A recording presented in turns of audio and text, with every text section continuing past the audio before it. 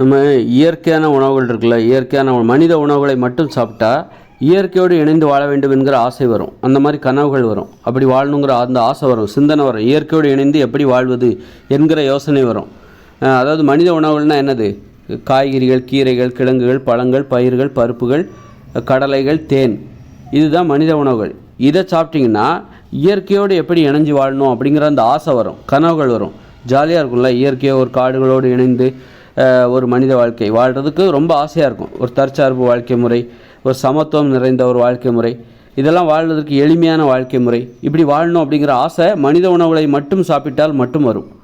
நீங்கள் மாமிசம், மீன், முட்டை, பால், தயிர், மோர், வெண்ணெய், நெய், இட்லி, பூரி, பொங்கல், தோசை இதெல்லாம் சாப்பிட்டிங்கன்னா, தானிய உணவுகள் இதெல்லாம் சாப்பிட்டிங்கன்னா என்ன ஆகும்னா, இயற்கையோடு இணைஞ்சு வாழணுங்கிற அந்த ஆசையே வராது. இயற்கையை அழிக்கணும்னு தான் எண்ணம் வரும். இயற்கை அழிக்கணும், அழிச்சிட்டு இந்த மாதிரி ஒரு இயந்திர அறிவியல் உலகில் இந்த மாதிரி ஒரு வாழ்க்கை வாழணும், இயற்கைக்கு முரணான ஒரு வாழ்க்கை வாழணும், அது அந்த மாதிரியான கனவுகள் வரும், அந்த மாதிரியான ஆசைகள் வரும். நிலையாக ஒரு இடத்துல வாழணுங்கிற ஆசையே வராது.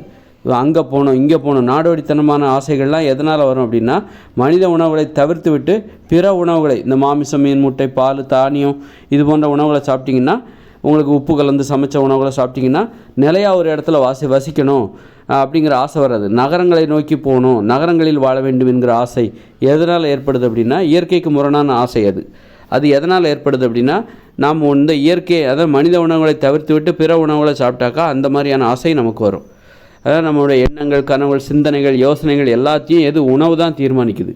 நீங்கள் மனித உணவுகளை மட்டுமே சாப்பிட்டீங்க அப்படின்னா, உப்பெல்லாம் சேர்க்காமல் காய்கறிகள், பருப்புகள், பயிர்கள், பழங்கள், கடலைகள், தேன், மூலிகைகள், கீரைகள் இதை மட்டுமே சாப்பிட்டிங்கன்னா இயற்கையோடு எப்படி வாழ்வது, இயற்கையோடு கலந்து எப்படி வாழ்வது அப்படிங்கிற அந்த யோசனை, சிந்தனை, ஆசைகள், கற்பனைகள் அது வரும்.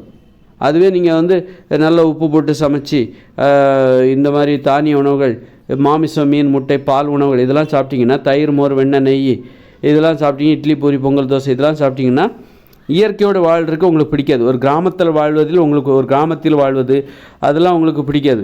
அதில் கிராமத்தில் கூட அதானே சாப்பிட்றாங்க, அங்கெல்லாம் அங்கே வாழலையே அப்படின்னு நீங்கள் கேட்கலாம். அப்படி இல்லை, இயற்கையோடு இணைஞ்சி ஒரு சமத்துவமான ஒரு வாழ்க்கை, ஒரு நியாயமான ஒரு வாழ்க்கை, எளிதான ஒரு வாழ்க்கை வாழ்வதற்கு பிடிக்காது. நீங்கள் இயற்கைக்கு முரணான உணவுகளை சாப்பிட்டிங்கன்னா ஒரு சமத்துவம் இதெல்லாம் உங்களுக்கு பிடிக்காது. ஏற்றத்தாழ்வு தான் உங்களுக்கு பிடிக்கும், வன்முறை தான் உங்களுக்கு பிடிக்கும், மென்மையான முறை பிடிக்காது, அன்பு பிடிக்காது, பாசம் பிடிக்காது. இப்போ மனித உணவுகளை மட்டுமே சாப்பிட்டிங்கன்னா பாசம் ரொம்ப உங்களுக்கு, அன்பு, பாசம், அக்கறை, பிறருக்கு உதவி செய்வது, பிறரை நேசிப்பதெல்லாம் ரொம்ப பிடிக்கும். உறவு முறைகள் உங்களுக்கு ரொம்ப பிடிக்கும். தாத்தா, பாட்டி, அப்பா, அம்மா, சொந்தக்காரங்க இப்படி ஒரு கூட்டாக குடியிருக்கிற அந்த ஆசைகள் எப்போ உங்களுக்கு ஏற்படும் அப்படின்னா, நீங்கள் மனித உணவுகளை மட்டுமே சாப்பிட்டு பாருங்கள். ஒரு குடும்ப உறவுகள் உங்களுக்கு ரொம்ப பிடிக்கும். கூட்டமாக வாழ்வது, நிலையாக ஒரு இடத்துல வசிக்கிறது, ரொம்ப தூரத்துக்கு பிரயாணிச்சுக்கிட்டே இருப்பாங்க நிறைய பேர். அதுக்கெல்லாம் என்ன காரணம்? இந்த உணவுகள், இந்த தானிய உணவுகள், மாமிசம், மீன், முட்டை, பால் உணவுகள் இதெல்லாம் சாப்பிட்றதுனால தான் ரொம்ப தூரத்துக்கு பிரயாணிச்சுக்கிட்டே இருக்கணும், ஒரு இடத்துல நிலையாகவே இருக்கக்கூடாதுங்கிற ஆசை அந்த உணவுலேருந்து தான் உருவாகுது. அதனால் நம்முடைய சிந்தனை எது தீர்மானிக்கணும்னா, நம்முடைய சிந்தனையை, ஆசையை, கனவுகளை, கற்பனையை, எண்ணங்களை எல்லாத்தையும் எது தீர்மானிக்கணும்? நாம் உண்ணுகிற உணவு தான் தீர்மானிக்குது. அதனால் நாம் ஒரு பாதுகாப்பான ஒரு வாழ்க்கை வாழ வேண்டுமென்றால் மனித உணவுகளை மட்டுமே சாப்பிட்டால் நிலையாக ஒரு இடத்துல பாதுகாப்பாக இயற்கையோடு இணைஞ்சு வாழ்வதற்கான அந்த சிந்தனை அங்கிருந்து தான் உருவாகுது. எளிமையாக வாழணும், எளிமையாக வாழும்போது தான் பாதுகாப்பாகவும் வாழ முடியும். இந்த மாதிரி எளிமையான வாழ்க்கைன்னா என்ன அர்த்தம்? எளிதாக வாழ்வது. ரொம்ப கஷ்டப்பட்டுக்கிட்டு அங்கேருந்து அந்த நாட்டுக்கு போகிறது, ஃப்ளைட்டில் போகிறது, இப்போ ஒரு நாட்டிலேருந்து இன்னொரு நாட்டுக்கு போகிற அது எளிது கிடையாது. ஃப்ளைட்டில் எளிதாக தானே போகிறோம், ஈஸியாக போயிடுறோமே, உட்காந்தா அது நம்மளை கொண்டு விட்டுருது அப்படின்னு நினைப்போம். அந்த ஃப்ளைட்டை தயாரிக்கிறதுக்கு எவ்வளோ கஷ்டப்படணும், அந்த ஃப்ளைட்டை ஓட்டுறதுக்கு எவ்வளோ பயிற்சி எடுக்கணும், எவ்வளோ ரிஸ்க் இருக்குது, இப்படி அது ரொம்ப கடினமான வேலை. அதனால் அந்த மாதிரியான ஆசைகள் ஏன் வருதுன்னா, நம்ம மனித உணவுகளை தவிர்த்து விட்டு ஏன் நாம் மாமிசம் சாப்பிட்றோன்னா, மாமிசம், மீன், முட்டையெல்லாம் ஏன் மக்கள் சாப்பிட்றாங்க அப்படின்னா, இட்லி, பூரி, தானிய உணவுகளை ஏன் சாப்பிட்றாங்கன்னா, இந்த மாதிரியான கடினமான வாழ்க்கை வாழ்வதற்கான ஆசைகளை ஏற்படுத்த வேண்டும். கடினமான வாழ்க்கை வாழ்வதற்கான, இந்த ஆபத்து நிறைந்த வாழ்க்கையை வாழ்வதற்கான ஆசைகளை நாம் ஏற்படுத்த வேண்டும், நமக்குள் ஏற்படுத்த வேண்டும் என்பதற்காக நம்ம அந்த உணவுகளை சாப்பிட்டு நமக்கு நாமே ஒரு ஊக்கத்தை கொடுத்துக்கிறோம். இதெல்லாம் ஊக்க மருந்து.